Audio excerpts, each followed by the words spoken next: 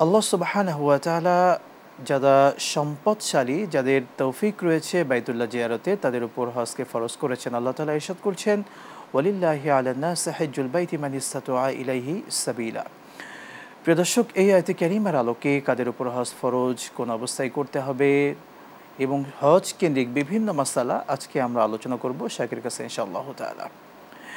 মোহতারাম, প্রথমে জানতে চাওয়া হজ, আল্লাহ সুবহানাহু ওয়া তাআলা এই গুরুত্বপূর্ণ বিধান, ইসলামের যে মৌলিক 5টি স্তম্ভ, এটির মধ্যে হজ খুবই গুরুত্বপূর্ণ একটি স্তম্ভ। আমরা স্বাভাবিক ভাষায় যেটা বলি যে কত টাকা থাকলে বা কী পরিমাণ সম্পদ থাকলে আমাদের উপর বা একজন মানুষের উপর হজ ফরজ হবে। আলহামদুলিল্লাহ, নাহমাদুহু ওয়া নুসাল্লি আলা রাসূলিহিল কারীম, আম্মা বা'দ। ফাআউযু বিল্লাহি মিনাশ শাইতানির রাজীম, বিসমিল্লাহির রহমানির রহিম। ওয়ালিল্লাহি আলান নাসি হিজ্জুল বাইতি মান ইসতাতাআ ইলাইহি সাবিলা। আপনি উপস্থাপনার শুরুতেই কুরআনুল কারীমের এই আয়াতে কারিমা তিলাওয়াত করেছেন, যে আয়াতে কারিমা সূরা আলে ইমরানের ৯৭ নম্বর আয়াত। এই আয়াতে আল্লাহ রাব্বুল আলামিন ইরশাদ করেন, প্রত্যেকটি মানুষ, ওয়ালিল্লাহি আলান নাস, হজ করবে সমস্ত মানুষ যারা হিজ্জুল বাইতি, মক্কার বাইতুল্লাহ শরীফ হজ করার সামর্থ্য রাখে, মান ইসতাতাআ ইলাইহি সাবিলা, মানে আল্লাহ রাব্বুল আলামিন তাকে যেই সম্পদ দান করেছেন, এই সম্পদ থেকে তার পরিবার পরিজনকে পরিচালনা করার পরে সাংসারিক যে খরচ, এই খরচ সামলানোর পর, ভরণ পোষণের পর যে অতিরিক্ত যে সম্পদ থাকবে, এই সম্পদ দিয়ে যদি মক্কাতুল মুকাররমা, মদিনাতুল মুনাওয়ারা সফর করার মতো যাওয়া এবং আসার পরিমাণ সম্পদ যদি হয়, তাহলে ওই ব্যক্তির উপরে হজ করা ফরজ।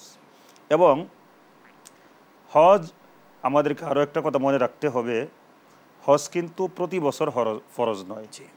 যারা সম্পদশালী জীবনে একবার ফরজ। এবং আরও মনে রাখতে হবে, যখনই ফরজ হয়ে যাবে তাৎক্ষণিকভাবেই ফরজ আদায় করে নেওয়া উচিত। কথাটা এই জন্যে বললাম, আমি এখন সম্পদশালী, আমার উপরে আল্লাহ পাক হজ ফরজ করেছেন।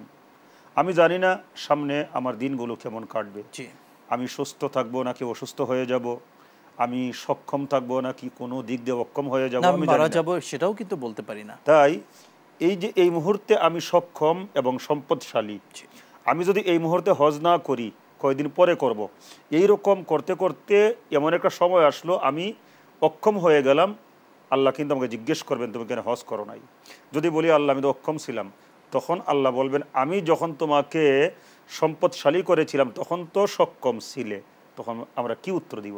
এই জন্যে আপনি যে প্রশ্ন করেছেন, আপনার প্রশ্নের সাথে এই কয়েকটি কথা আমি সঙ্গতিপূর্ণ মনে করি, এই কথাগুলো বললাম।